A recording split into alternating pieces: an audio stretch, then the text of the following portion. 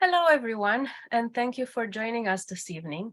My name is Mona Philip, and I am part of the curatorial team of the Art Museum at the University of Toronto. It is a pleasure to welcome you on our virtual platform for this evening's conversation, Enacting Identities, a dialogue between a group of wonderful artists participating in our current exhibitions, Conceptions of White and the Counter Self.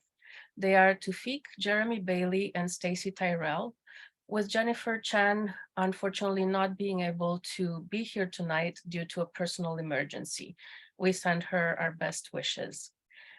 I would like to begin by acknowledging the land on which the University of Toronto operates. For thousands of years, it has been the traditional land of the Huron-Wendat, the Seneca, and the Mississaugas of the Credit. Today, this meeting place is still the home of many Indigenous people from across Turtle Island, and we are grateful to have the opportunity to live and work on this land. While we are now connecting virtually, I would like to take a moment to acknowledge the importance of the land and its stewardship, and to reaffirm our commitment and responsibility in improving and deepening relationships between nations.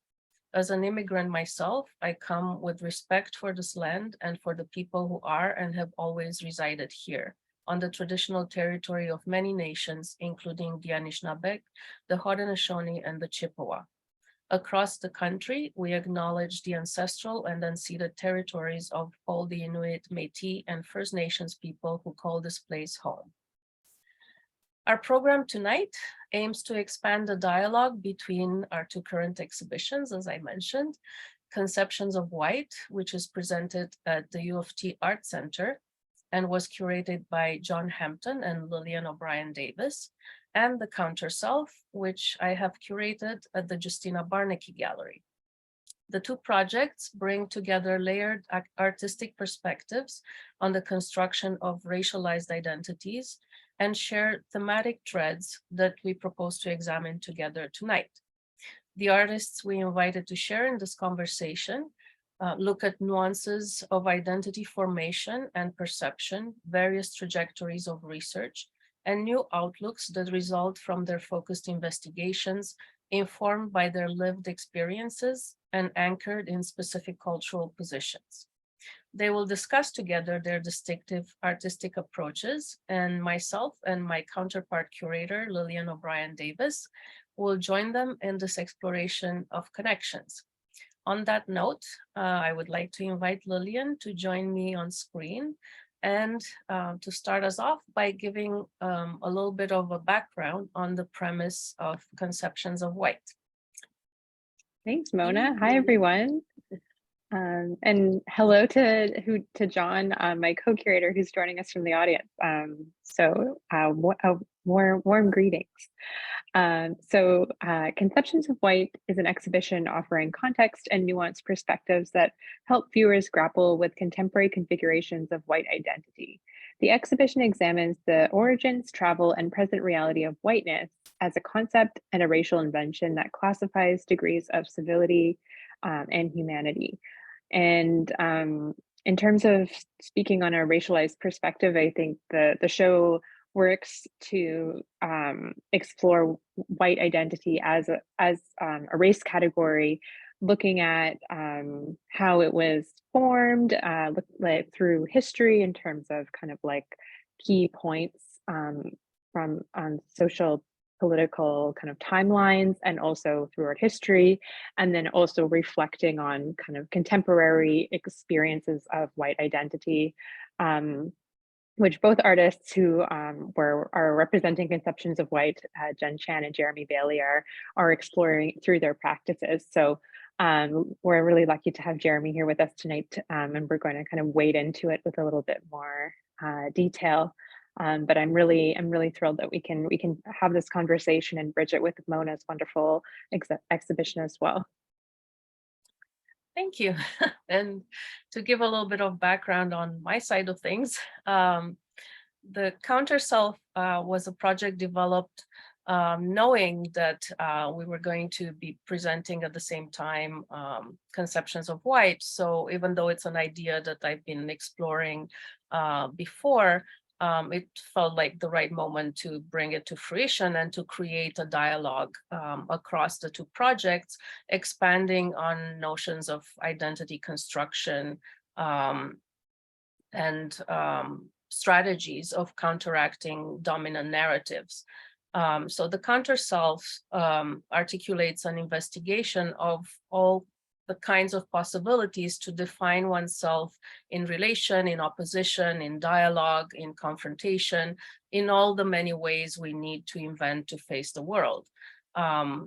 And aside from Tufik and Stacey, it includes Helio Eudoro, Julius Manapul, Meryl McMaster, Sasha Shevchenko, Adrian Stimson, Lakuluk Williamson Bathory, and Jamie Griffiths, who are all in different ways creating alter egos and imagine performative ways of thinking of the self as character, embodying different aspects of identity connected to their own experience. Some of them claim visibility and reclaim space and presence, using strategies that expose the colonial mindsets that impact constructions of racial notions and cultural difference. Others recede into protective shells, offering only a stand-in or a fragmented view. They all invite a questioning of entrenched beliefs and prejudiced attitudes, aiming to expand our perspectives and to enlarge our understanding of each other. The counter self is a notion that sort of brings to mind resistance and refusal of oppression, of normative views, of restrictions, of false narratives, but ultimately aims to become a counterpart in a true form of dialogue. So since these two projects were kind of linked from their conception, well, you know, with my project sort of coming along and linking to the project that that Lillian and John had been developing, it seemed really as a great opportunity to bring together some of the artists in the two shows and really tackle some of these notions together. And it's my pleasure now to bring on screen with us our guest artists for tonight. Jeremy Bailey is a self-proclaimed famous new media artist, podcaster, founder, and design leader, examining digital communications technologies in compelling and often hilarious ways, as you will see. From the counter self, we have Stacey Tyrell, who is a photo-based conceptual artist born and raised in Toronto to parents of Nevisian heritage. And her work explores the interplay of race, heritage, immigration, and identity as it pertains to the Caribbean diaspora. And last but never least, Tufik is a self-taught multidisciplinary artist of Moroccan heritage, born in France and living in Montreal. He is the artistic director, photographer, model, and performer of his works, in which he portrays an array of characters. His artistic practice revolves around identity, gender, perception, and prejudice with a playful yet subversive approach. Welcome to all of you. And Lily and I thought that would be great in order to dive in to maybe start with a little bit, short overview of each of your works specifically in the shows that we curated, but also kind of contextualizing them briefly within your practice, with a smile on your face, please. Hi, Jeremy. So maybe you'd like to start, Jeremy, to kind of start with the conceptions of white point of view to Sure. and then link to how those notions are tackled. Yeah, I mean, so thank you again for having me. I feel like a real privilege to be here. We'll talk a lot about privilege today, I'm sure. But certainly in regards to the conceptions of white exhibition and working with Lillian and John, we started talking about the show like 2015, like a really long time ago, almost in the history of humanity, as far as like the kind of changes that have happened since then. And at the time, personally, like I've always played this character that you can see on screen. I'm wearing one of the filters that's in the show. So I created a series of augmented reality filters, but really they're a stand-in for a product that a company has created, a speculative, fictional-ish company I call White Simple, kind of a play on Toronto startup Wealth Simple. And I often play this character in my work that's kind of the embodiment of white narcissism, which, you could call me a Karen if I was a woman or something, but has this sort of like, well-meaning, but often foolishly harmful character that goes out trying to solve really difficult problems in awkward, cringe-worthy, I think, ways. But like contextually, my work is I'm often embodying that work. So I'm like, you would often experience my work the way I appear today. For the Conceptions of White exhibition, it's almost a store display that you walk into. I think right now it's in the, it's the first thing you see when you come into the exhibition, behind like a glass wall. And it's presented almost like an Apple store display with iPads on the wall. And then the audience themselves, or the people who visit the show, see themselves wearing these filters. And there's a bunch of filters with marketing language, and each one sort of addresses what you might now recognize as like a trope of like bias training that you might have gone through in a corporate context or something like that. That kind of like, if you go through this training, or if you just do these things, everything will be solved. So it's very facile. But it's all, you also detect like that there's some tension, and we need to solve these problems. So I think like it kind of, in the best case, kind of is like exists on this line between almost getting it right and getting it completely wrong. Like I really like those tensions in my work, and that's where humor, which doesn't normally belong in this space, for me is really interesting to explore. Because it opens a door, let's call it a back door though, into a conversation where you might, be less guarded. And ultimately the work is about that. And when I was thinking about it in this show, there's a lot of really amazing work by artists I really admire in this show. But I was imagining, the first show is in Regina, a mostly white audience potentially coming in to see the show. And how might I, as like a white artist, create space for them to like kind of unpack their emotions?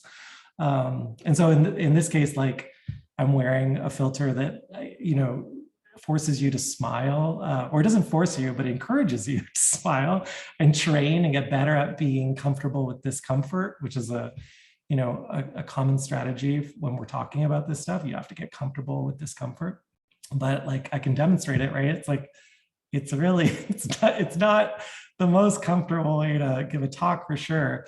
And it's certainly not solving any problems, but it's hopefully opening up some dialogue.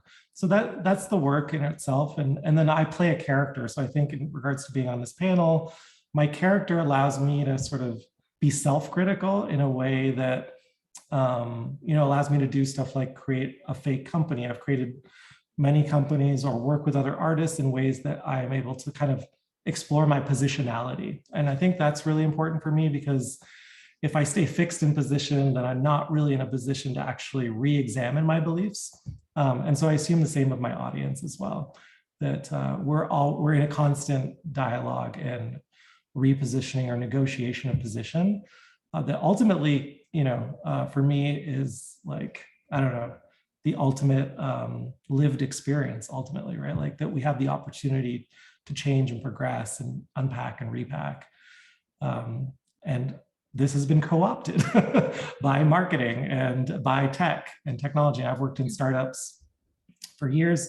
I'll stop talking about it, but like, hopefully we can come back to that. But that this is now almost a commodified dialogue, and kind of breaking free of that is important to me right now. So the work sort of, this is like the most, I thought it was going to be more controversial actually than it has been. I haven't received any hate mail, which has been great, but slightly disappointing. Anyway, I'll pass the mic, but that's kind of an introduction to the work. Should we maybe go to Stacey as a follow-up? Sure. As Mona had mentioned before, a lot of my work, it's very much rooted in the Caribbean diaspora, but as well as the identity and as it integrates into that. I very much view a major part of my identity as being a first generation Canadian, which in a nutshell is that I'm the first generation born in Canada from my family who immigrated here from the Caribbean via England. And so with the work that I have on display now and what you're seeing here, these are a series where I sort of use myself as an instrument to sort of explore parts of like the white heritage that I know that I have in my family tree, specifically how some of this kind of came about. Just different experiences growing up. And I've definitely been on the receiving end of people and misinterpreting this as some sort of secret desire to be white. What I'm trying to do here with what it is that I'm performing is not only my performance of whiteness, which is also tied into my genetic whiteness, but also sort of co-opting this gaze that I find myself under constantly because I live in a North American and like a Eurocentric society, and also playing around with sort of those notions of beauty that are also closely tied into it. For example, growing up, I had run-ins where like they ask you to, make a flag of like where your parents are from. And I remember this one girl was talking about her family's from Scotland. And then I had mentioned that I had family that was also from Scotland. And this little girl called me a liar. And I didn't know how to, it's like sort of deal with this. Like, first of all, it's like the 80s. So there's a very, I don't want to say like polarized, but like a very fixed way of how people sort of view your physical identity. And so by even creating these characters and going through this process, I'm removing that major indicator of my race, which is where a lot of people start and stop with how it is that they sort of interpret me and how I occupy space in society. And by removing that and then seeing sort of like what comes forward in terms of the indicators of other races. So, to a very startling effect, I found, because really all I was doing is just slightly making my nose smaller and changing the color of my skin. But I was able to, create these almost like unsettling characters and this sort of performance of, I guess, like middle class and like upper middle class whiteness. And then that sort of carries through into the images that I have up now as part of the show that deal with these sort of allegories for nationhood and then in essence like white womanhood by using these national emblems that even my family, as being members of a country that were born British but part of a Commonwealth, were sort of taught to love this motherland, that once they immigrated there, they they were subject to a very unwelcoming experience. And I always make it a point to, whenever I talk to students, to sort of mention the fact that my family going to these areas in the 50s and the 60s, it wasn't this open welcome that they were expecting when they were asked to come and help rebuild what had been destroyed during World War II. And then also it ties into this concept of, it's like I'm performing a very specific type of femininity and a white femininity that then is used as like a rallying cry. And you can even kind of see that even today in societies in terms of, it's like what type of womanhood is actually worth protecting and, standing behind, whether it's like blatantly said or not. So you can see here, like, images like Britannia and Canadiana and these sort of interpretations of like manifest destiny that sort of pop up and permeate everything in the societies that we live in. And and then by performing these, it's sort of how then I interpret that, and also sort of the lens through which like I view myself as a result.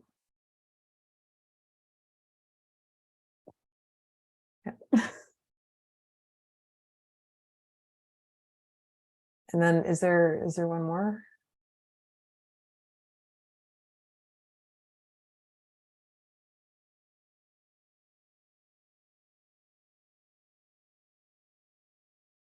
Oh, there we go. Okay, it's the installation view. And then do we have the mistress and slave image? I'm not sure if that's a part of it. Yeah, there we go. And so and then that sort of also led me to now with my current work, sort of figuring out like how like white womanhood and Black womanhood specifically in like a post-colonial context sort of play off of one another. So with images like this one here, we can just begin to see like where I'm interpreting portraits such as those of like Dido Bell that can be found in Kenwood House in England and other sort of like old paintings, and talk about these sort of like historic genetic relationships that sort of, you know, create a sort of precarity and also like just a general uncomfortable feeling in terms of like their origin, because it directly references a very ugly period in history. That is what makes North America possible. Yeah.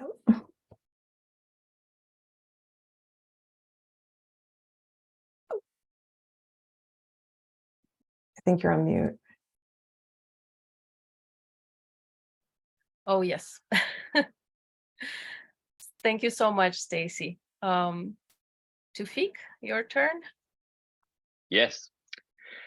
Well, in my case, my relationship with identity, image, gender, and perception is mostly based on the fact that, like, I was born in France from Moroccan parents, so I grew up in a world where I thought that being the Arabic guy in France didn't make me a French person. Then I lived in Morocco, and I was not the Moroccan one because I was coming from France.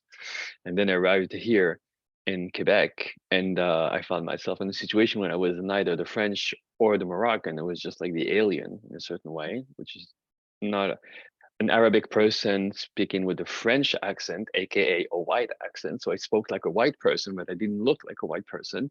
So this very interesting dichotomy between what I looked like and how I was behaving in a certain manner. So when I arrived in Quebec, I found myself in a situation where I arrived here and I saw that everyone was mainly white, mainly cis, mainly hetero, and everyone was complaining about the fear of losing their identity and losing the language. And that actually triggered the thinking. I was like, how come they think about this since they're supposed to be the majority and I'm the minority? I always grew up thinking that I was the minority and that my point of view was not particularly interesting or relevant per se. So this triggered the whole thinking about how can I question the way we perceive each other? Also, the thing is that I'm a bearded North African male. Obviously, we're after 2001. So clearly people, 99% of the time when they see me down the street, they will think that I'm carrying a bomb and I will explode something, which is, I'm not saying it's cool. I'm just saying that's a fact.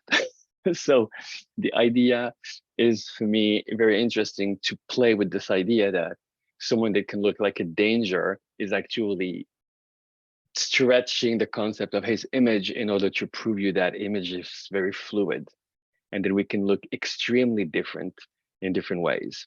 So with this in mind, I created characters that I've been playing in my work for now since 2005, so quite a long time now. And I've been now developing this whole idea that your image is a construction. And when you understand what you project, therefore you can play with what people think about you. So this is why I have some characters that, like, for example, the photo that you have here, that was in 2017, my exhibition in Toronto. And so you have characters that are called Abdel, some of them called Alice, some of them Felix, Catherine, Manon, Marco, Omar. All these names have a certain sound to it. So you could potentially imagine or guess who may be white and who may not be white. But the thing is that in my case, I don't change my body. I don't change my skin color. All I do is wearing wigs, big, like very quickly done makeup and some outfits. So yeah, I really don't need a lot to change my image, but also the way I Maybe a dress. beard. And your beard, thank you. See, look at this. I just forgot the most important thing, and the beard, thank you. I have a love-hate relationship with my beard lately. I think that's why. Um, but the concept is that the beard is also one of the accessory that I use for for playing my characters. Therefore, it's just this idea of maybe sometime people will project Alice that you see in the top line in the middle of the grid, who potentially can be perceived as white, but her biography said that she's not. She's actually mixed race. Then again, you have some other people like Dominique on the top right corner of your screen, where someone asked me if that person was African American, and I said, I don't know. It's your call. You tell me. And they told me, no, she's an African American. Well, they're an African American because of their hair. And then my reply was like, well, I used to have an afro when I was younger, and I'm not an African American. I'm not a Black person. So I think this whole idea of projecting how to express a certain ethnicity is very interesting to me, because I think it's extremely reductive to think that only Black people can have afros and that only white people have like silky hair. You know what I mean? And this is why having 55 wigs at home is pretty hilarious, because you really can play with a lot of things. And if you consider that a hairstyle or a haircut or hair color is an ethnicity, well, then at this point, like I'm playing everything and everyone at the same time.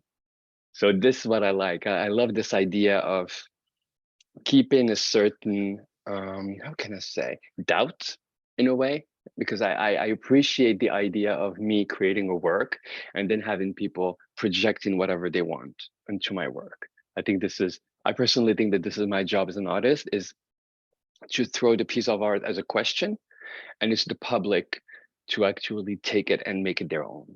Whether they like it or not, after that, it's open for this debate and discussion. But I believe it's important to ask questions, especially when it comes to identity and image, because like in 2023, we only function with image, obviously. I really want to say unfortunately, but I'll ask the question to my fellow artists. Yeah, thank you so much, Tufik and Stacey and Jeremy. Hearing you speak about your work is like, I was actually like adding notes to our Google Doc, because I was like, oh yeah, there's so much like rich ground for us to explore tonight. So I'm really thrilled that y'all could join us and share a little bit about your practices and the works that are in both exhibitions. So I'm sort of circling back to the beginning to pose a question to you, Jeremy. And of course, throughout our conversation, our questions are open to all. So if anyone else wants to dive in as well, they're more than welcome. But, you know, thinking about identity, this kind of ongoing, complex, nuanced question, and conceptions of white being anchored around white identity. My question to kind of begin the conversation to all and to Jeremy is, did your relationship with white identity change throughout the process of making your work or engaging with this project, i.e. Conceptions of White, the exhibition, and perhaps where do you stand now? Yeah, that's a great question, Liam. Thank you. And I think that kind of going back to 2015 moment is important to answering the question, because I worked in tech, I still do, and was in leadership in tech, and at the time was also co-facilitating and leading and a part of like what has emerged in a lot of corporate cultures of this idea of a diversity, inclusion, equity, and belonging council. They've had different names. Started out as just diversity, and then we added more and more letters, but now generally referred to as DEIB. And was part of building like the first strategy at it was a company called FreshBooks, and working with like an outside vendor to bring in thinking. And then I lead design teams, so I was also like so I was facilitating training for the whole company, and then also bringing in like anti-racism training for my team, And a lot of this was happening ahead of, obviously what happened throughout the pandemic with George Floyd and obviously a BLM movement that was already active before then, but then became even more active after.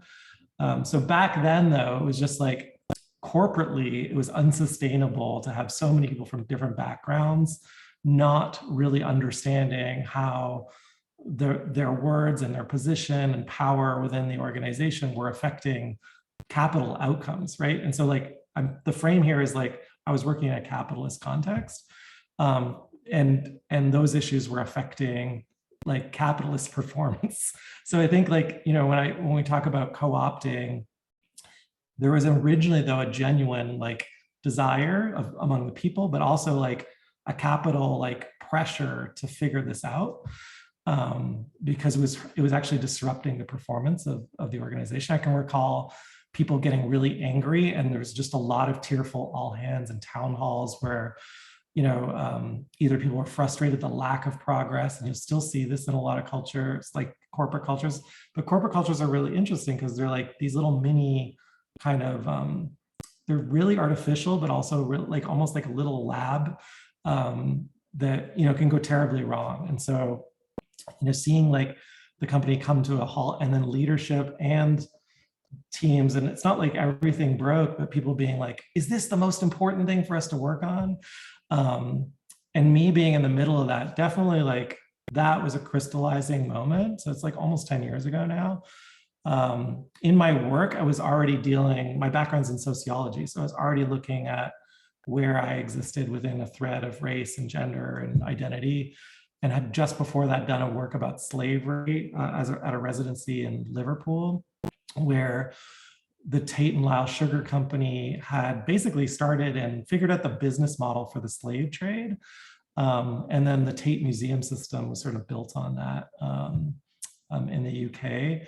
But the Tate itself was enacting sort of really poor labor practices at the time, relying on a lot of volunteer labor, especially among women, and really enacting a lot of the inequities that the entire empire was kind of built on. But I say that in so much as I was interested as an artist, I was working that way, but I think I hadn't really started to take what was happening in my corporate lived experience out into my art practice until this project came along. And so, and I think I'd been nervous to do so. I'd started to use some of the practices, I often use design thinking practices that are corporate speak for solutionism, which is with the right process, we can solve any problem, right? Through continuous improvement, et cetera. And so for me, it was really important just to be self-reflective. Is this a good thing to be doing in this context at this time in 2015? And then as the project evolved, starting to understand it more and more, obviously doing a lot of reading and working with facilitators and practitioners, and coming to terms with my own practice and position within all of that. I arrived at this project, but this is a really long way of saying that it was it was a mix of lived experience and studio practice that evolved into the final artwork. So I'd say a lot has changed in that time in terms of my own understanding. And even since the exhibition, I think probably even still, this filter, or not this one of the other filters in the show, it's interesting because conceiving of augmented reality filters would have been pretty avant-garde in 2015, but today they're commonly used. There's billions of views, but one of these filters actually is public, or actually they're all public, but one has over 200,000 plays, meaning over 200,000 people have used the filter in their own, to express their own identity, or to play with their identity online. And I think someone said a second ago, we're more and more surface level because we're interacting with each other in these online spaces. The sociology of technology and identity and that intersection has become, I think, for me anyway, more vital than ever. I'm reinvesting in that and what that means, and concepts of filter dysmorphia, which is the feeling of shame after you leave a digital space that's been digitally altered, removing a filter. those are psychologically recognized principles now that that didn't exist. Like no one was saying that in 2015. So yeah, I think, yeah, short answer, yes. Long answer I just gave to you.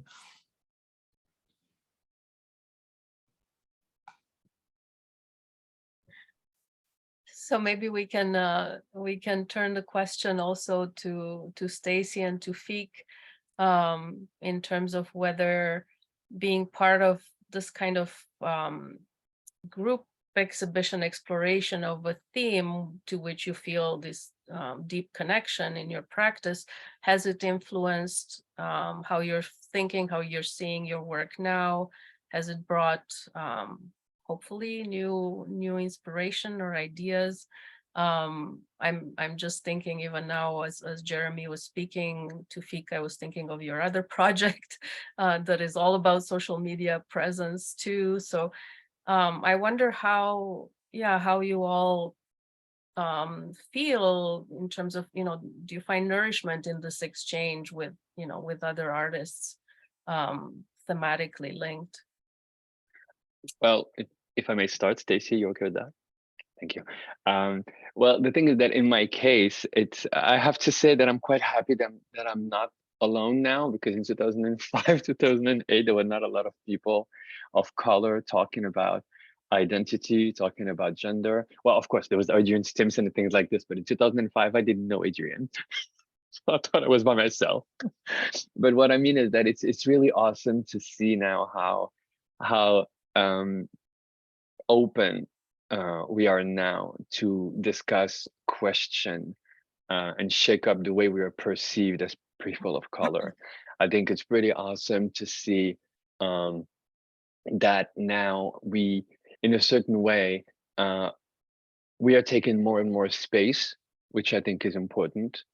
And it's also important to have like different voices. The fact that we have a bigger diversity of artists that express themselves. Like we have a lot of more, like a lot of people of color, a lot of women, a lot of trans women, a lot of trans men taking the space and expressing themselves. I think it's awesome, and I think it's really important for us to be able to share our vision of the world, because there was a time where the vision of the world was the one of Cindy Sherman. I'm not shading, I'm just giving an example. Please, everyone. But what I mean is that there was a time where there was like just some canonical image of what identity questioning was. And I think in 2023, it's really difficult now to say this. There is just one type of view. And I think the more we are, the better it is, because at least we're shaking the question from different angles. And these exhibitions are exactly what it is. Like when I went to visit the exhibition, Conception of White, I was extremely like disturbed. I was like, damn, they're going hard. And I love it, because this is the type of subject that people wouldn't tackle this way. You know what I mean? And I believe that the amount of creators that are now breaking this taboo will make actually a better discussion for the future. I know it sounds a bit optimistic and everything, maybe utopic, but hey, Well, that's we why I am. have to hope, otherwise we stop Otherwise, doing we're anything. screwed. So clearly, we have to hope. But I really like this. For me, there is something truly hopeful and optimistic with this idea that now image, and especially digital imagery, like you said, Jeremy, the fact that our image now is becoming something so calculated, so created, that we may potentially not even recognize who we are outside of the digital realm. I think it's really important to be talking about this. And I'm going to do a quick aparté about the subject, because when I talked about it, I did in 2021, I presented a show called Romancing Dead to Fiek, in which I played 100 characters in a virtual space. It was a dating app. And so people were chatting with the character that they wanted, and I was replying to all the answers that all the characters received in real time. And it was so interesting to see how the way people interacted with, and the character that actually had the most success were actually quite close to reality. For example, the character that had the least amount of messages, quite actually zero, was the veiled Muslim lady. who was a lawyer, totally independent. And the other one was an openly trans woman. I won't talk to her. And the other one was a cis version man. So it just give you an idea how the judgment about image again is still taking over. And this is the image that I use to represent the show. Like this is 33 of 24 of my characters out of the 100 that I created. But yeah, I think it's important to be pushing the boundaries of yeah, reflecting about image.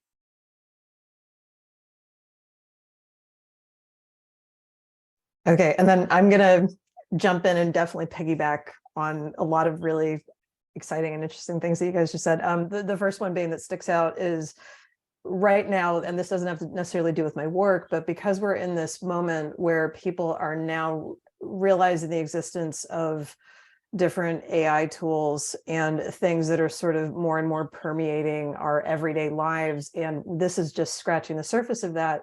But, you know, not realizing that algorithms have parents, right? And so the people who, or, you know, the data sets that these things are being created with, unfortunately, though they probably will rectify this in the next couple of years, hopefully, and then through just what all of us are doing is, that they become less biased and more diverse in terms of how it interprets data. Now, just sort of piggybacking onto what Tufik was saying, you know, it's like I started making the work that I've been making probably since about like 2011-ish or so. And, you know, then I just kind of felt like I was screaming out into the dark and hoping that somebody might answer me back.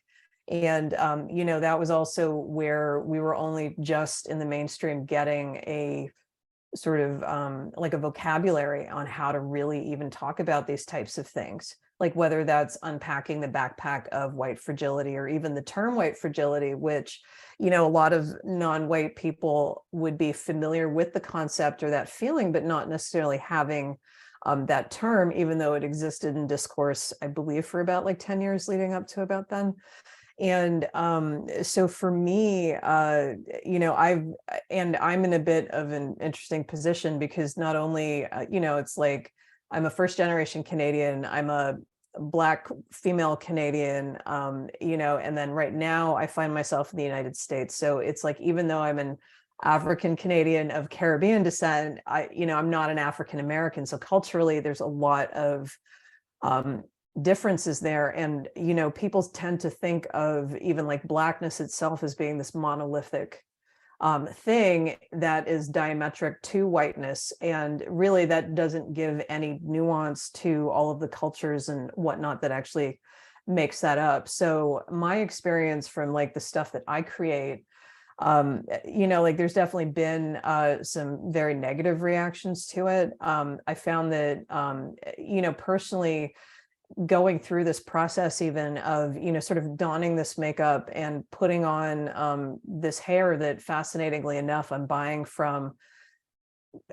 stores that predominantly cater to Black women, but you're buying this straight European or South American or Asian hair to then sort of put this on, and sort of what does that trigger in terms of concepts of beauty. But in itself, what I'm doing, I like to look at it like it's almost like drag, you know, like I am donning this hair and this sort of personality, and you can sort of feel the change as you're looking at yourself in the mirror. And Tufik, I don't know if you find that you go through this, but it's like even your mannerisms and everything start to change. The whole thing. Yeah. And it's very bizarre because, like, you know, it's like you recognize psychologically that, you know, you're looking at yourself, but you're not looking at yourself. Like, and it's very jarring what sort of happens. And, you know, so that the performance being like very much central to what it is that we're doing. But then also how, you know, it's like once you create work and it's out there in the world, other people will put their interpretation on it. And what I have happened to myself is that I'm told, and I've had this by white, straight, male gallery owners or whatever, that what I'm making is not Black art. and or not what they feel that looks like. Or even I've been told that, you know, because I guess I'm not trading in a particular iconography of how I am performing or presenting Blackness or whiteness, that, you know, it's like very hard for me to find, you know, like a place even in order to present my work. So, you know, it has been such a joy and a treat to be included in shows like this. And, you know, for whatever reason, I seem to find more success with Canada or Europe for whatever reason with the mentality, and it's not so rigid as, say, in America itself. Yeah, thank you so much, Stacey. The first, while you were talking, I was like, God forbid, right? Like, And like literally, like I'm being told, and then also, you know, as I mentioned before, you know, what I'm doing, it can easily be dismissed as not, you know, my exploration and dissecting of identity, that somehow I, after all of that and all the explanations, I hate myself, and that I am physically changing myself in order to fulfill some secret fantasy of wanting to actually be a white woman. And the majority of people that then place that on top of my work tend to be Black, which is also fascinating. yeah, I'm so appreciative of like where this conversation has kind of immediately gone, and I want to jump in with a question. I've been really lucky to lead a number of tours through Conceptions of White, and I know Mona has been equally as busy across the way there. But I had a question from an audience member in one of the tours that I gave recently. And they were asking about whether or not we had considered noting each artist's like racial position on the labels, like Black, white, Indigenous, etc., like whatever that may be. And the information is not included on each label, but it as would be kind of as part of their bio, like as it sort of as they were as they presented themselves. So I think it kind of raised a really interesting question for me. John and I, both as curators of the exhibition, did share our positionality because we had discussed it at length and thought that it would be sort of an important way to frame kind of our approach to the topic. But I wanted to kind of bring that forward to all of you and sort of think about, or I invite you to kind of think aloud about how you might consider self-identification in your artistic practice. I think we're talking about it already, but in terms of that kind of like how much you reveal versus what you choose to hold back, and you know why that may be, and yeah, thank you. I'll start. The timing of your question could not be perfect, couldn't be more perfect. It's interesting because I'm questioning the way I have my own relationship with my art these days. And it comes with what Stacey said. I'm going to piggyback on you now. It's because when Stacey said earlier that people were projecting her, the way she was handling her relationship with her skin color, with her face, everything, through her art, people sometimes do the same thing with me. But in a way that it's interesting because I'm becoming so many people don't know who I am anymore. And the question is, sometimes you may be afraid of losing yourself in the work. And if that makes sense, after playing 100 characters and working on a project for 7 years, I potentially have lost myself. So it's interesting to think about how, which limit you give the work to actually go and like, how can I say, change you as a human being versus what you can bring to your work, if that makes sense. For example, when I started my career, the way I was defining myself, I was saying that I was precising that I was born in France from Moroccan parents and now live in Montreal. Now I'm thinking maybe this is too reductive, because in a way, the fact that I was born in a place, but my origins are in another place, and now my culture is something else. My body, my face, my physicality does not reflect in any way who I am as a person, if that makes sense. You know what I mean? So maybe the way to describe myself in the future will change. But I mean is that the amount of work that I did about this impacted automatically the way I perceived myself, indeed. And it's quite interesting. There was a period of time when I was saying that I was stateless. In French, it's called apatride, which sounds quite romantic, but I think it's overdone. It's 23. Let's change it. So then I was thinking about calling myself a citizen of the world. It sounded too glamorous and didn't have the budget for it, so I moved on. But technically speaking, I think the most important thing would be just accept the state of uncertainty, if that makes sense. The state of doubts, which is something that is socially quite unacceptable, to have doubts about how you would define yourself, because it seems as if it's roots to depression, doubts, fear, when it's just a question.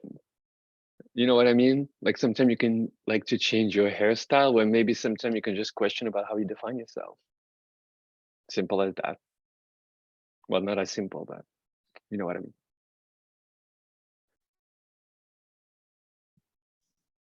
I was going to jump in. I was going to go for yeah, Stacey. But I have one line, which is like, my whole practice is built on doubting myself. But I'll pass it to you, Stacey. My line is that I never trust anybody who doesn't doubt themselves. I like it. I like it. I think for me, like on the one hand, it would be very helpful as a jumping in point, which is why I think sometimes like having a statement that accompanies my stuff is helpful. But I, over the years showing this work, like I've had some actually very strange reactions to it, where there was one time a friend was printing something for me and then turned to another friend and was like, "Oh, do you know this woman? She's actually very attractive and I'd love to meet her." And I was like to me, when I look at that, like to me, it obviously looks like me. The only thing I have done is change my color and like maybe my nose slightly, but it's really strange because the characters themselves, like to me, they do not look real. Like they don't have that sort of translucent quality to their skin.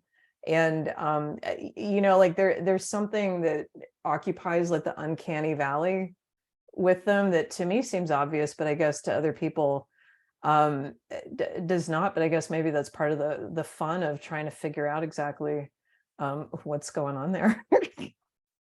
Yeah, I love that anecdote. That's unbelievable. And sort of like this kind of fantasy. It reminds me of I think there's like an anecdote from oh my gosh, I'm too tired to name names, but anyway, I digress. We'll talk later. But I wanted to kind of that's yours. Sorry? Claim I it as claim it's yours. mine. I wish.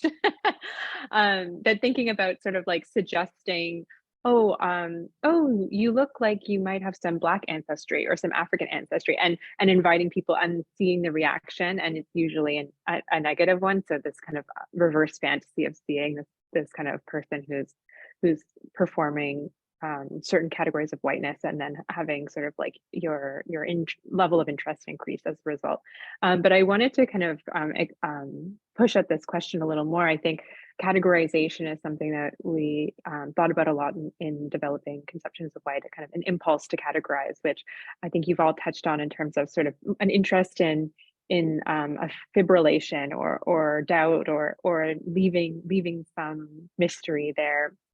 And I maybe would want to circle back to you, Jeremy. I think as a white artist, there's maybe less pressure typically to self-identify in terms of, in your bio or in a, whatever kind of framework. And so I think I don't like, yeah, have you thought about that more specifically now that you've been kind of like digging into this kind of work? I know you do have a very like fabulous like bio. I really love I love it as it's an artful piece in itself. So I'm curious to hear your thoughts there. Yeah, I was thinking as everyone was sharing that, and even on the last question, like my practice has evolved a lot over the last few years. in a way that I was uncomfortable with at first, but where sometimes the work isn't even mine. I do a lot of mentorship work with other artists, or I'll create like project like constructs or platforms where I can work with other artists, because ultimately like it gets pretty boring just to investigate through the white male lens, right? Like, or like, in terms of how I present.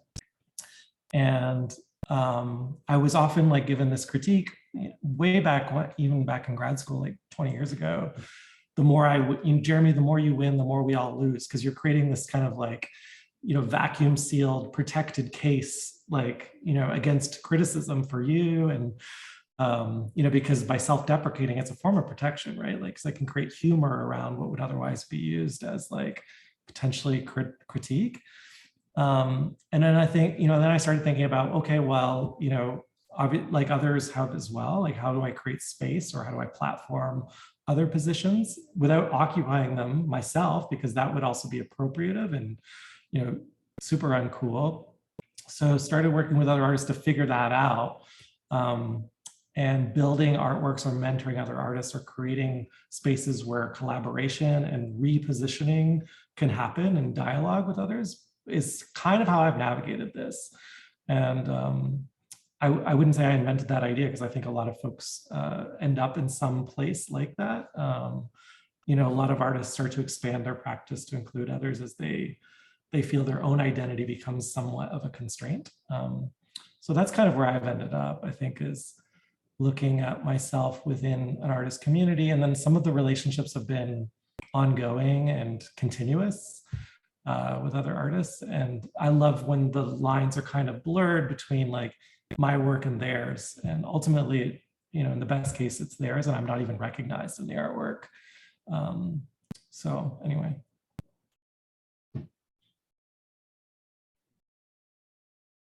Thank you. Yeah. Should I hand it over to you, Mona? You've unmuted. I was gonna maybe continue along that line where I think you were also planning to get to.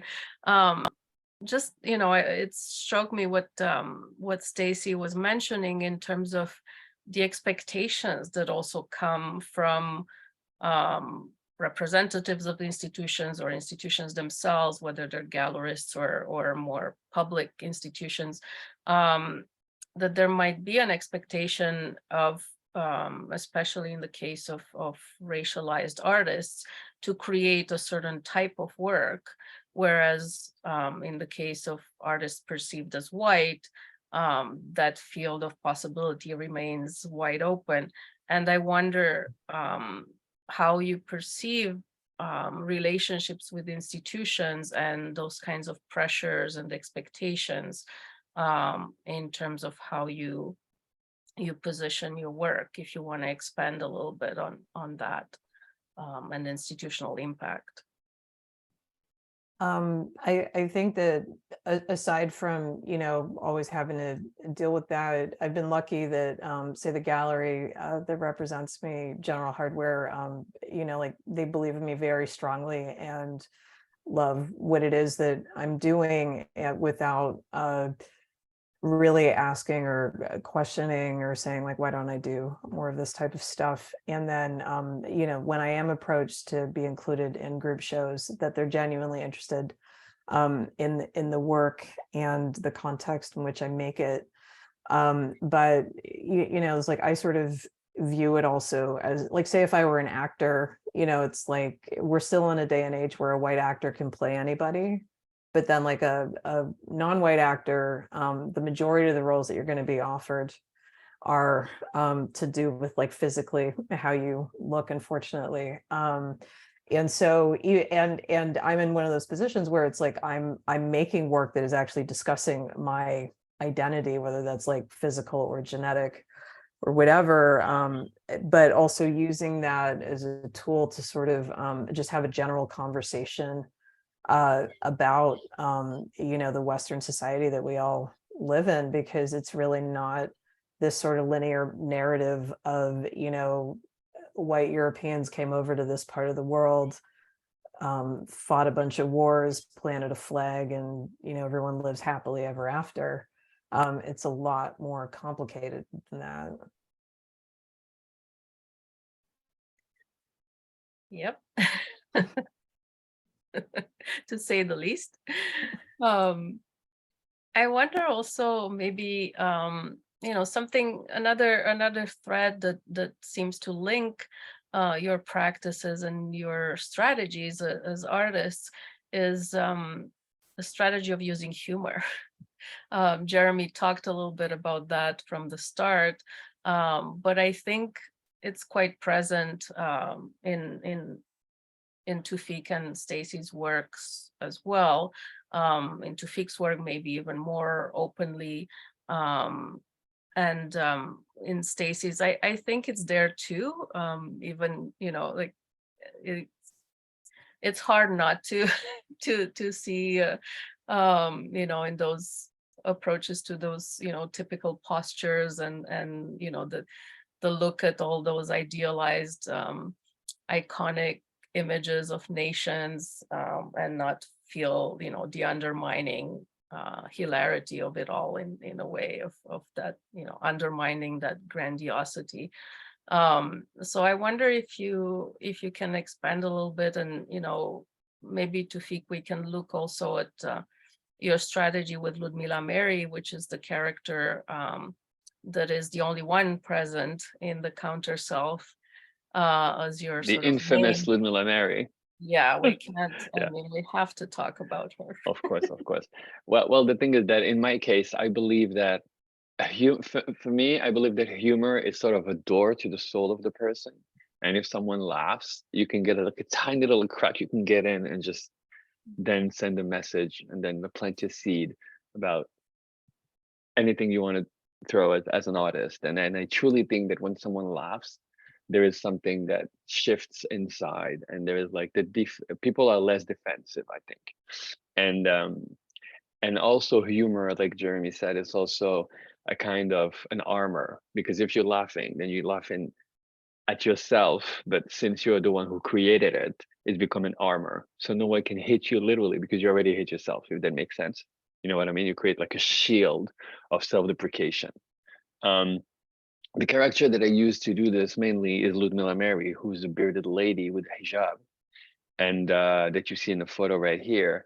And what I did is that I walked around in different places of a region called La Gaspésie, and I went there. And the thing is that the messages that you see Ludmila Mary having on the 3 photos on the right are from a tablet that she had around her neck, and she was walking around the city for about 45 minutes to an hour.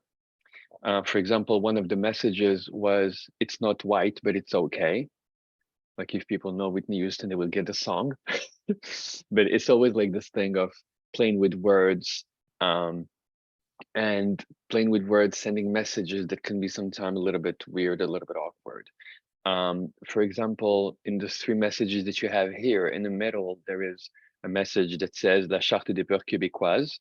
So the thing is that this is actually a play on words, because there was a year where the government of Quebec was thinking about putting La Charte des Valeurs Québécoises, like what are the Québécois values, and it created a huge debate, because the underlining was that literally Quebec was supposed to be white, was allegedly secular, but still had like a little bit of, church hanging out here and there, with everything that comes with it. But what I mean by that is this: having this bearded lady having these messages dressed up as a fashionable remix of Québécois Patriote. It has a lot of layers to it. So people that got it freaked the F out, clearly, in the street.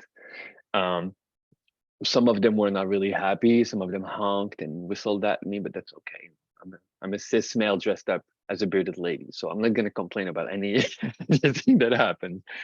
But what I mean by that is her simple presence in the public space has shifted the way people were moving, the way people were talking. And I think this is what I believe it's super important, is that even though, because we're in North America also, and North America is a place where people use the public space as no man's land in a way. You're in your own bubble. No one will bother you and no one will come into your own bubble. While if you go to Morocco, for example, or France, it's the opposite. Public spaces is the ownership of everyone. So if you do something or if you look like something that is not okay for someone, they literally can come and just like call you out. You know what I mean? Which is crazy when you think about it from the North American perspective. But if you take the European one or the North African one, it's logic. But the simple fact of using humor or having a quite positive, chill attitude really like lowers the level of drama, if that makes sense. I still recall this time where I had an AMA, Ask Me Anything. I had an Ask Me Anything table at an organic market in the little town of Minnesota called Northfield. I was there for a term because I was working with Carleton College. And so Ludmilla Mary shows up and she's sitting there between like the organic flowers on the side and the butcher a little bit further. And then a guy with a hat with Make America Great Again hat shows up. And he seems to be like quite angry. He's like, oh, what are you doing? What are you wearing? I'm like, well, what are you wearing? So with this little kind of, snappy attitude, we started discussing. And after 15 minutes, we finished up with a hug and a selfie. So I really believe that humor is a key to expressing things. I think the particularity is that humor is not expected to be used with such serious subjects, if that makes sense. So using humor to talk about identity, using humor to talk about racism, misogyny, you know what I mean, colorism, all those subjects can be disturbing in a way, especially coming from people of color, where we are expected to be angry and to call out everyone, to be like mad at everyone. I personally found a way for me to express myself and laughing at the same time. And guess what? I'm not sorry about it. and I think truly that this can be unsettling for a bunch of people. Yeah, absolutely. Stacey, do you have anything to add or from your perspective? Yeah, just like a little with my work, there is definitely like a campy sort of element to it. I think like it is fun for me to do these things, and also and fascinating as well, the fact that like I'm performing like a very specific view of who I think my ancestors are that are out there. For some reason in my in how it comes out, they all kind of skew like upper middle class. When really they're probably just like very regular people in line at No Frills. And so maybe that might be something that I'll want to explore, but it's definitely not as fun as performing this sort of like it really is also exotic for me to sort of explore this sort of like realm of society that traditionally like I don't have access to. And then even with the national symbols, like there is an element of like pageantry, and then they used to kind of have these sort of pageants in the Victorian era where people would dress up like these symbols. But just even I find that there's also like an irony in being a citizen of a colony. Like my parents were raised to sing Rule Britannia and how Britons would never be slaves, and literally they're the descendants of the property of the people that then use the money off of their backs to then build this other infrastructure in their own country and allow it to progress. So yeah, just like subtly, not as overtly, but just kind of skewering that a bit. Jeremy, I wonder, like in this conversation of humor, I think your work navigates it as well, as you had mentioned, but I wonder if this is a good moment to also circle back to what you had mentioned in your intro about like the role of commodification in terms of like growth and diversity and equity initiatives. Like I feel like there's that thread too in this kind of like conversation around like confrontation and humor and how we're kind of accessing and connecting with audiences. Yeah, like another way of thinking about humor is like it's exposing an uncomfortable truth. Like, and so where power is concerned, you know, it's delicate balance. As others were talking, I was thinking, you know, it's easy for me to make fun of myself, but when I try and bring others into my practice, or when I'm not performing with my work as I am now, the math equation gets really complicated to get to the laugh sometimes. Like the punchline is really hard for it to stay, like it's very hard if I'm not performing. It's almost like a book of knock knock jokes. None of them, they all sound like dad jokes maybe, or they're not funny, or maybe they're even just controversial in ways that I didn't imagine, because there's just so many intersections, right, that you have to explore. I think intersectionality, you know, as just like a site for humor is for me like a really challenging and interesting problem ultimately. And like the uncomfortable truth is I don't think anyone is comfortable with it. And for me, that creating permission to be uncomfortable and to giggle about it a little bit is a very powerful like drug or feeling, right? Because it elevates us all into this position where we can, I think, as Tavik was saying, like, you know, potentially ask ourselves some questions that are important to ask. And even if the question is unanswerable, that's why I said, I think earlier, it's like, I often will joke with friends like, well, this is my life's research, right? And, you know, I hope that I can infect as many people with that bug as possible, because that, you know, will get us closer to something that resembles like love. I know that sounds kind of cheesy, but I think that's where like humor rides this really like interesting line too, between crying and anger. It's like all the emotions jumbled up, and then they're bound so tightly. And then if you can unwind that and explode it, you know, it's great. That said, like a lot of people in the art world would consider art that's humorous or like includes humor to be less valuable or less valid for whatever reason. Like, and that's impacted my career at different stages, and political art for the same reason, as if it's not, you know, it can't be commodified. So to bring it back to the commodity question and maybe tie humor in,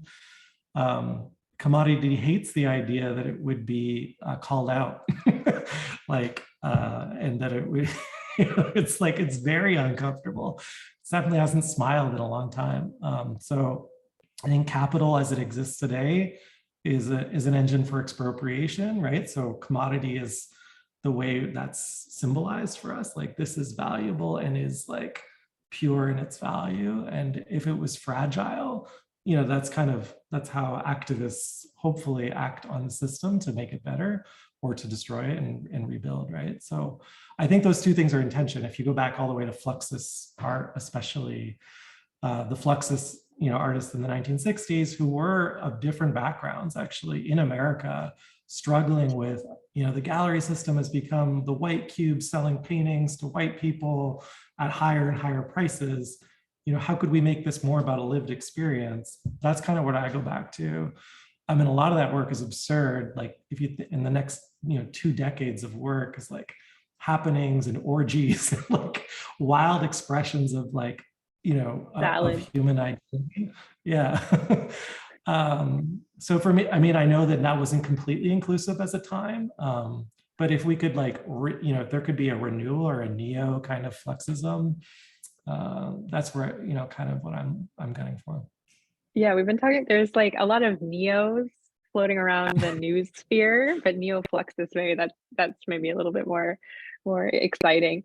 I like Stacey, to the point that you made, and to expand on what you're talking about, Jeremy. I think like class is something that we really don't like kind of articulate a lot, I think, in these kinds of discussions. And I saw a question that popped up in the Q&A, and Mona, you drew our attention to it, but I wonder if we could, like, I'm trying to like smoosh them together. Like, we want to talk about like institutions and how kind of institutions expect artists to perform identities in certain ways, and how you might observe and respond. But I think also thinking about like, for instance, a university where there's already sort of like a class construct built into like, you know, one's existence within a university. Like, you know, is like, it sounds like this is something that you're each thinking about sort of through your practices, and maybe not necessarily universities all the time, but like those sorts of structures.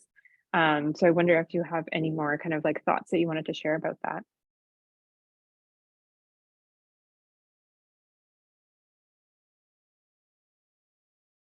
Or not. No. Well, just to also kind of quickly throw this into the soup there. You know, a lot of the time I even look at the fact that, you know, it's like, as a Black woman, like child of immigrants or whatever, like I actually have the luxury of being able to create art and think about these questions. In general, you know, it's like I luckily have, I guess, hopefully got in my life where, you know, there's certain things that I'm not preoccupied with, that then I do have this time to sort of try to tease apart this notion of identity. Because like even and this is more my personal lived experience, is just even you know, like I was placed in a program for, you know, bright children where I was the only person that looked like me, and I was taken out of my working class neighborhood and put on a bus and into a school with upper middle class and rich white children. And you know, like that in itself was a little jarring, and trying to navigate that world. And I think that by default, you know, like that finds its way into you know, the stuff that I create. And even like you're seeing that in society in general, like people are really trying to tear apart, whether they're overtly saying it or not, this idea of class and institutions. And, you know, like whether it's like decolonizing the museum, or just even like the protests of a couple years ago, where one of the things that I noticed was that, yes, like the major thrust behind all of it was racial justice, but at the same time, like, you know, like I was here in New York City and seeing, you know, a lot of people that came from from neighborhoods where, say, like they didn't necessarily have a lot, and that this was their time to sort of lash out against certain institutions or companies or whatever that were seen as being repressive, along with making, you know, like a statement on other things that were going on. In my case, I would say that sometimes institutions expect us to express identity in a manner that is convenient for them, if that makes sense. Like, for example, if I take my own case, one of the things that someone in France, I will not even tell you the city or anything because I don't want them to gossip girl starting to online. But anyway, I met someone, talked about my work, and their answer was literally that identity is not in anymore. We used to talk about this in the 80s. Like, that's okay. You can move on. I was like, thank you. But the funny thing is that at the same time, his reaction was also, well, you can maybe talk about like your Moroccan identity. I'm like, I do already. No, but you know what I mean? Like, it shows no like country and like, you know, how you dress and everything. But literally, he was just asking me to play the buffoon, the Moroccan buffoon, with the tagine and the couscous and just like hop on a camel. That would be a good photo shoot. But what I mean by this is that we are right now in a situation where some institutions expect some people of color to express their identities through their own caricatural vision of who we are. And when Jeremy talked earlier about the whole idea of intersectionality, the fact that I am who I am as a person, I'm a mix of culture, languages, and experiences.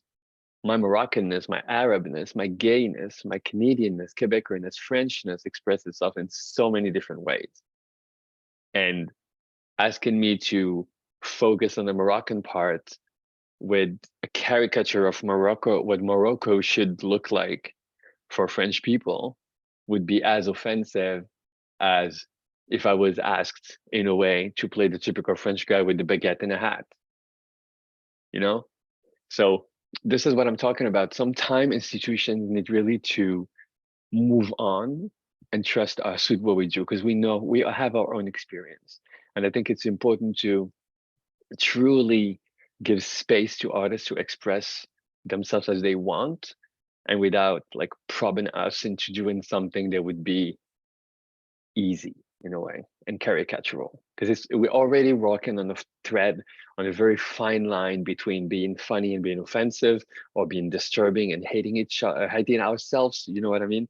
And this line is extremely thin, so we are already balancing tons of things. So yeah, institutions should not ask us to add anything. We know what we're doing. Just trust us.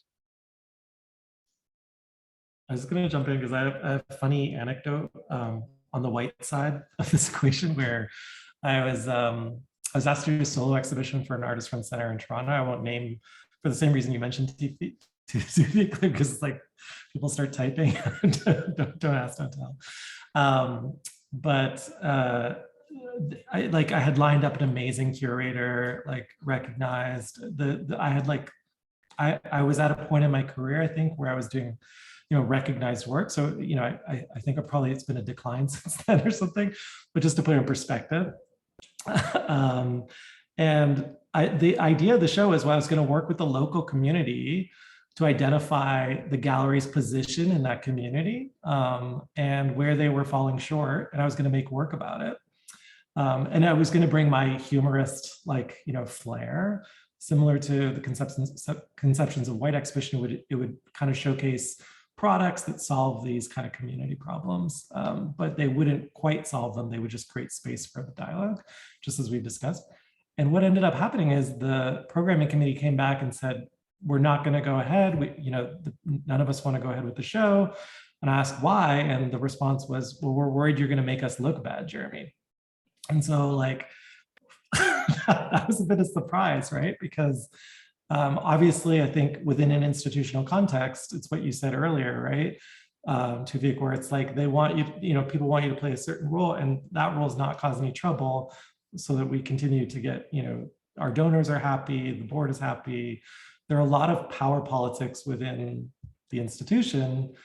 And if you try and, institutional critique, I don't know how many years we're into it, right? But it's pretty safe most of the time. It's it goes as far as power is bad, but if you're just call out specific power, as happened at the Whitney Biennial recently, where we're tying various organizations around the world, or I've been in shows where artists opted out because arms dealers were funding the shows.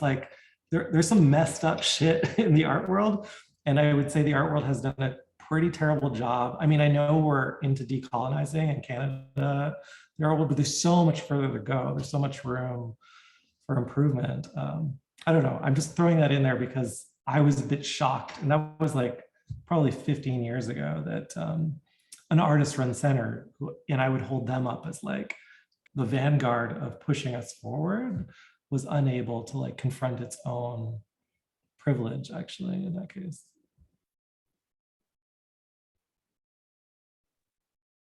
I wonder if we can expand on this and sort of picking up further on that same question from the audience that was about, I guess, the university context and an educational context. I wonder how you see your work maybe in relationship to an attempt at education and even at activist work, because you're, in all of your cases, there's an element of confrontation, of direct address to audience, of really calling people to re-examine their ideas and their expectations and positioning. If you want to talk a little bit about that, that proximity to education and activism. And well, okay. Well, the thing is, for example, in my case, I'm really lucky to have quite great relationship with certain universities and liberal art colleges in the US. For example, one of them is Carleton College in Minnesota. I've been collaborating with them since 2011. And the latest thing I did is being an artist in residence there for a full term. And I love the fact they just gave me carte blanche. They said, okay, you're here for 3 months. What do you want to do? And I said, I want to collaborate with as many teachers as possible. I'm open. So I was invited by a French teacher to talk about my work in French. So students practice their French. At the same time, we took some of my work and we saw it through the lens of performance art, psychology, sociology. So I literally collaborated with maybe 10 or 12 teachers. I gave some workshops. At the same time, I wanted to collaborate with the city also. So I had a book club about men and feminism. So I like for 3 months, I was there and I just created a bunch of different events and moments and exhibitions and everything that actually brought people together. And in the end of it, after 3 months, I had like a potluck. And of course I did my tiramisu, which is a classic. But what I mean is that like maybe 40 people showed up at this potluck, and on these 40 people, a lot of them didn't know each other before I showed up. And we're talking about a city with 20,000 inhabitants. So I think the impact of art somewhere is really important. So it impacts more than education. It also can impact the community. I think that I've had over the years where, you know, people have contacted me and have said, you know, like I've seen, you know, like your work has really provoked me thinking further about identity, or just I never thought about Black identity that way, and that there were these other layers to it. And like I've always, you know, like told people, like I recognize that the type of work that I make doesn't look good above a sofa, or, you know, that type of stuff, which is fine, because really I see it as just a tool for educating people. So I'm always happy when I'm invited to, you know, to classes to speak about what it is that I've created, as well as sort of the context, or like the history and the lineage of where it comes from, because a lot of it, you know, like it's not taught in schools and it's not in textbooks. And I've been lucky enough to have some of my work included in a couple textbooks on, I guess, like photographic presentation of identity.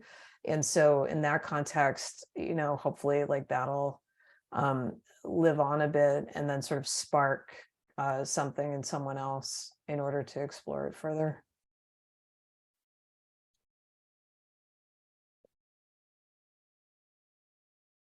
Anything to add, Jeremy? Or No, I think we're just talking about social practice, and you yeah, know, absolutely.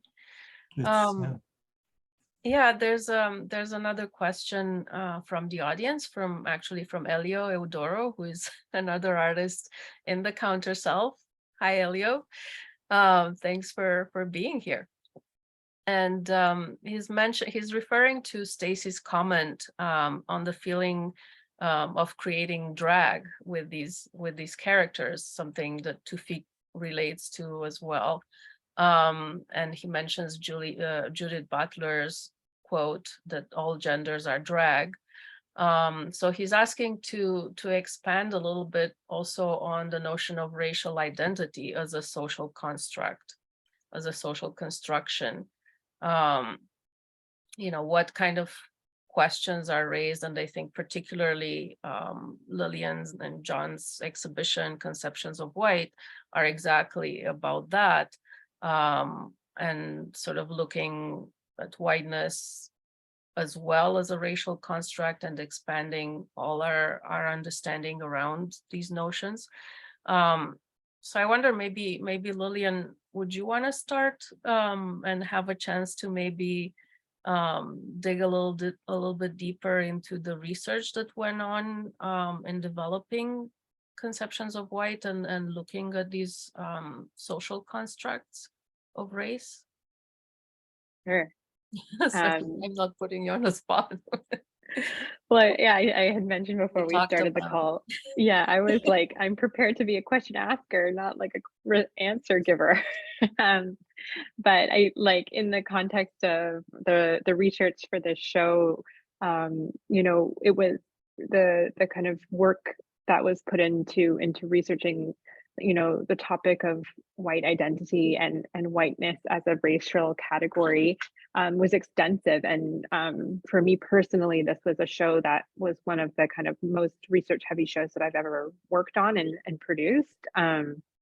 And so I was kind of so grateful to be working with John, my co-curator, and then also working with artists who have such rich practices where there's so much work that they're also kind of like bringing forward that we're kind of like going through as well and learning so much from. And Jen and Jeremy were both artists that came to mind in terms of that kind of like, cornucopia of information that we were kind of like really drawing from. And for us, what we were interested in, the kind of impetus for this exhibition was, the question like, when was like whiteness invented? So, we kind of were working on the supposition that the white race is a construct just like all other sort of like identities, and that it has been sort of like expanded, refined, evolved, and rearticulated over centuries. So kind of beginning and trying through our whiteness timeline that hopefully you'll be able to explore virtually very soon, with sort of like the earliest kind of moments where we're seeing the use of white to refer to complexion or skin, and then how that sort of delineates certain groups, and then moving across time to see sort of like, how it is used to differentiate sort of enslaved, forced laborers versus sort of free people. And then how that sort of gets readapted also through art history in terms of, the white marble kind of equating to the white flesh, and that being the kind of apex of beauty, these sorts of milestones. So for us, I think like, this whole exhibition is sort of like is a research output, and that each kind of artist contribution sort of builds towards this crescendo of a thesis, which is that white race is an invention, and that it's one that we can put our finger on, and we're observing that sort of historically that hasn't been the case, and that whiteness is sort of something that eludes us in terms of everything is compared to it. I am Black in the way that I am not white, and Blackness being sort of in a negative to whiteness. To your point, Stacey, about your white alter ego being attractive and someone wanting to date them, like so I think like this is very much kind of like what we're trying to push against, and to create sort of like a category for people to kind of like have that conversation and dialogue in. So I hopefully that answers your question. And maybe I'll hand it off to you, Jeremy, to speak specifically about your practice. Yeah, I think my training is like in sociology, and the first in sociology 101, they put like a graph up the first day of class that shows how, because you're in that class, that day, your upward mobility is greater than everyone outside the room. If you look around the room, you'd probably identify it as mostly white at the time at U of T, and so like I always come from the position of like access, and accessibility and power. These are things that are actually designed. They're not things that just happen by accident. They're people over many years have continuously improved upon systems that uphold those power structures. And I don't think that that is absurd. So we can laugh at it, but it's still there and requires dismantling. And ultimately, like where it goes, I'm not certain. That's not my job. It's like all of our job.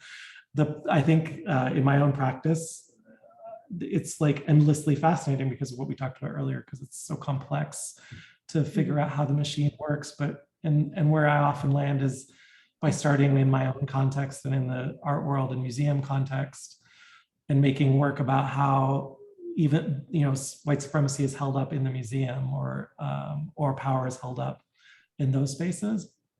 I often explore gender identity as a factor of like my own fluid identity therein.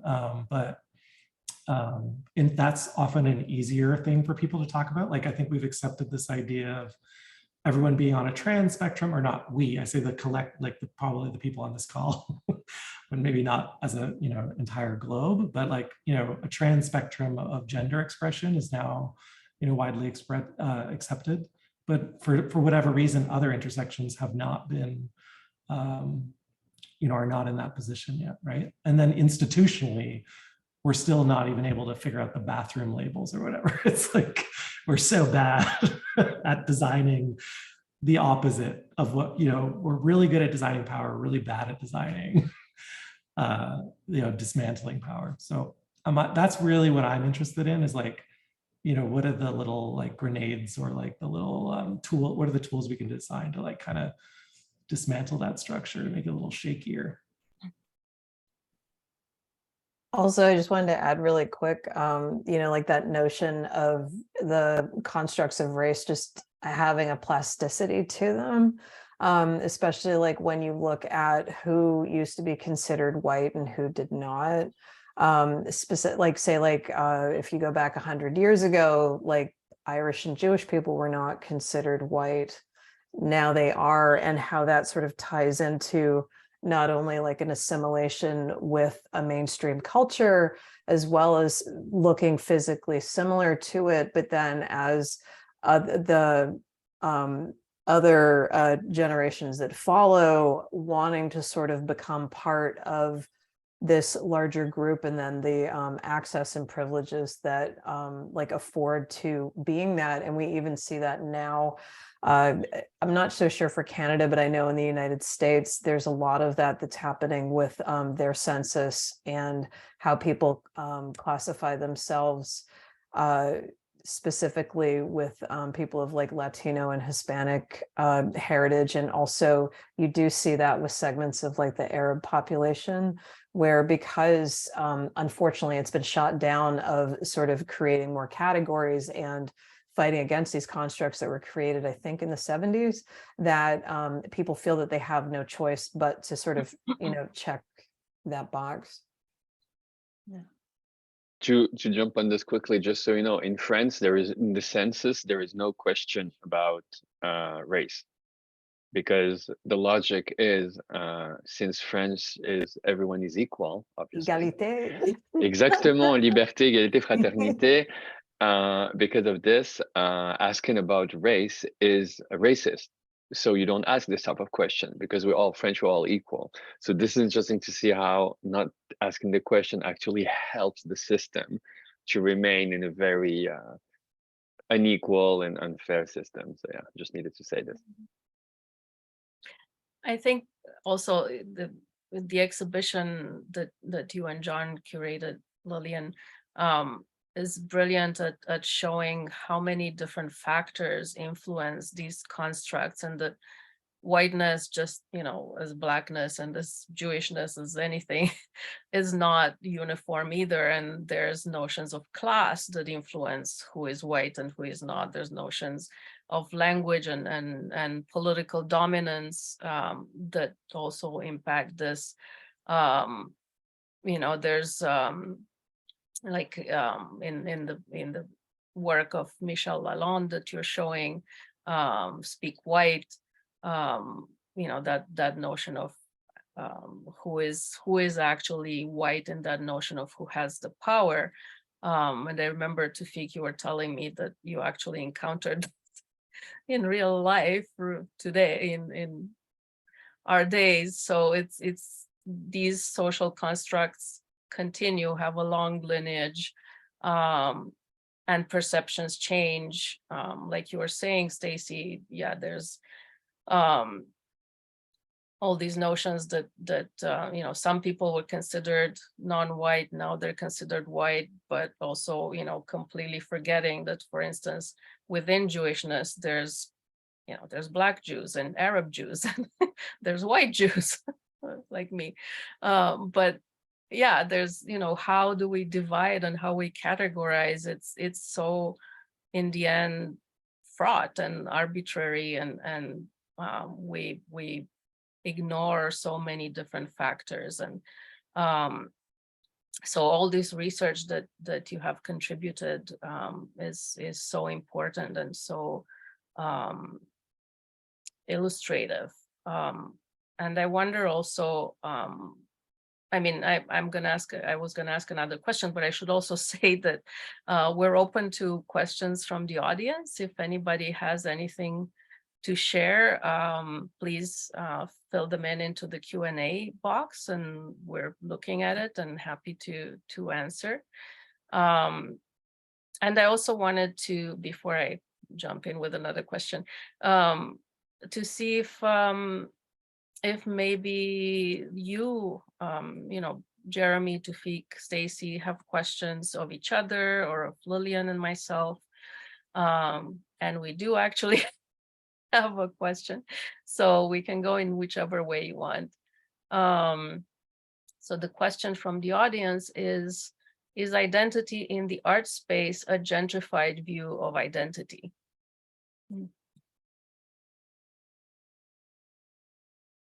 I don't know what the gentrified identity actually means.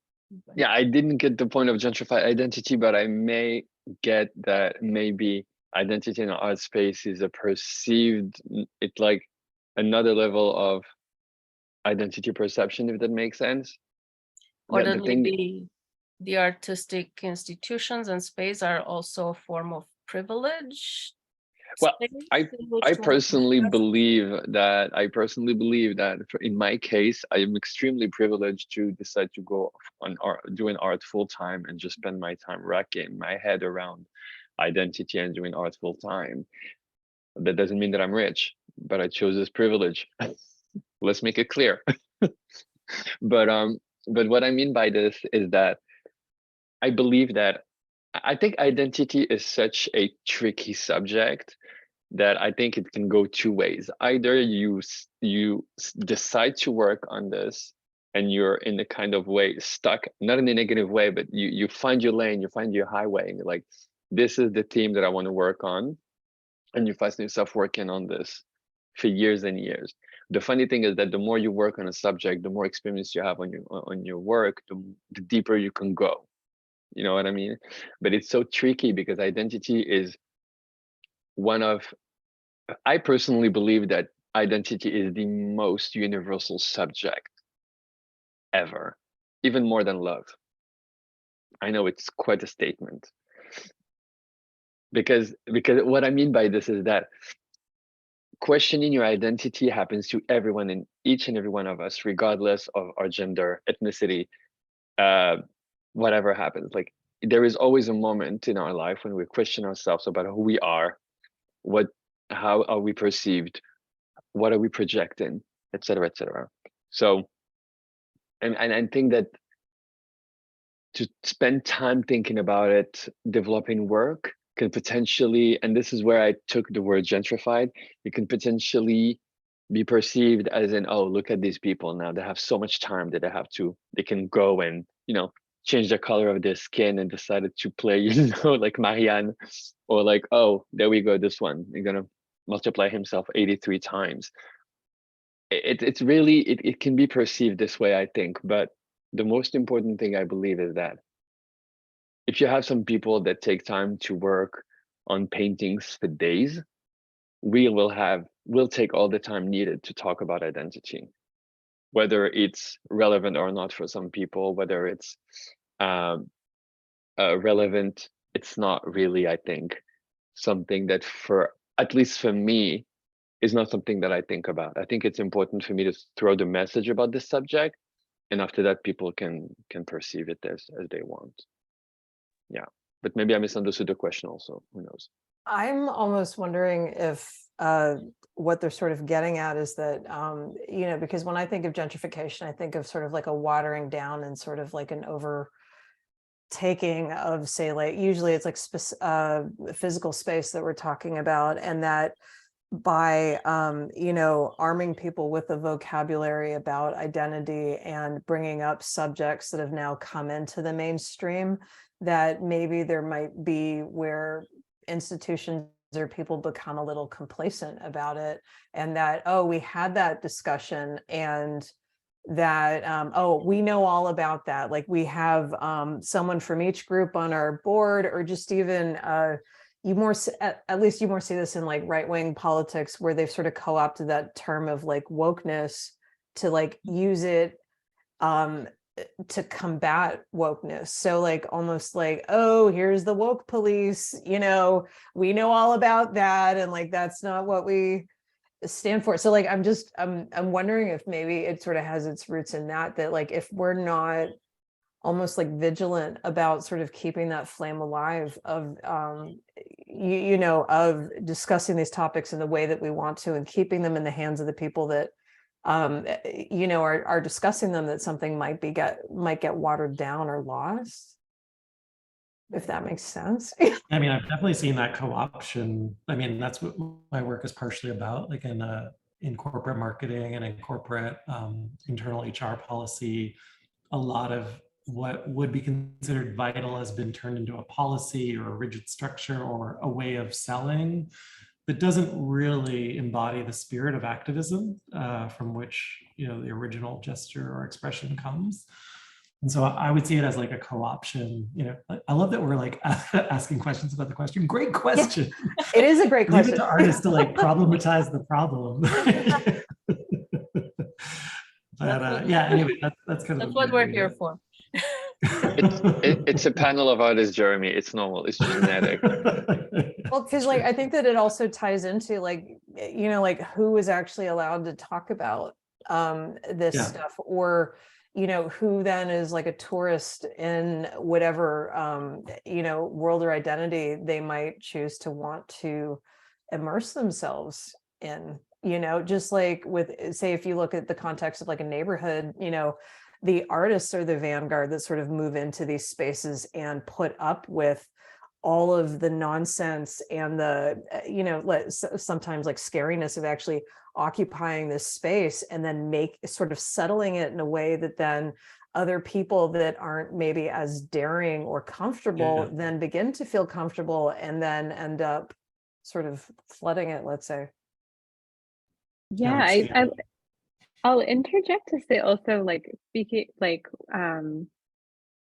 I think for a term that I learned recently is like racially marginalized. So like everyone is raced, but then there are people who are racially marginalized. And I was like, oh, that's really helpful. I think that kind of like building on, bringing whiteness as a racial category into the conversation, and then framing it around racial marginalization in terms of like people who are outside of whiteness. But like, when you think of gentrification, it's also like it's like white rich people moving into a neighborhood that was sort of like lower rent and more racially marginalized, and usually that's what it looks like. And I feel like when you're talking about like gentrifying identity in the context of an art gallery, it's like, oh, are the like racialized people coming in and like that? Because that's not gentrification, like as it's like literally understood. So I think I'm interested in that language, and I think to your point, Stacey, about that kind of like coming in and making room and starting that conversation so that other people can then like come in and continue it and grow the conversation. Feels like maybe a better framing. Yeah, and I have a little thing also. It's interesting because it reminds me of a situation, because clearly now a lot of people are working on identity. That's totally normal.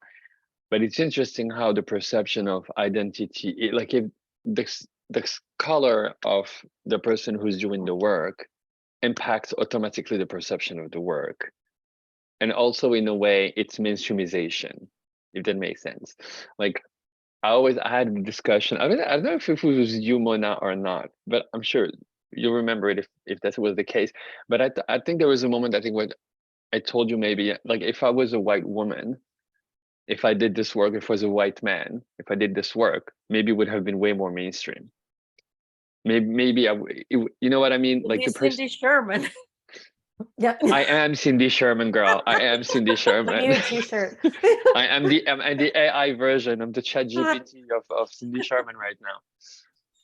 No, the thing is that what I mean by this is that if I was a white man doing this, the work will have a totally different impact. It will have be perceived differently. So by essence, the person who is doing it is in a way kind of stuck in a way in the way we perceived, if that made sense. If I was Asian, maybe it would have been perceived differently. If I was East Indian, it would have been perceived differently. But in a way, I have the baggage of the perception of Arab men that comes with the work, which I personally think that's why it makes it awesome. That's why I love to do it, because I'm pushing the boundaries of the perception of Arab men. But at the same time, it's limiting. And maybe this is where the gentrification of art in a way sounds to me when I think about it.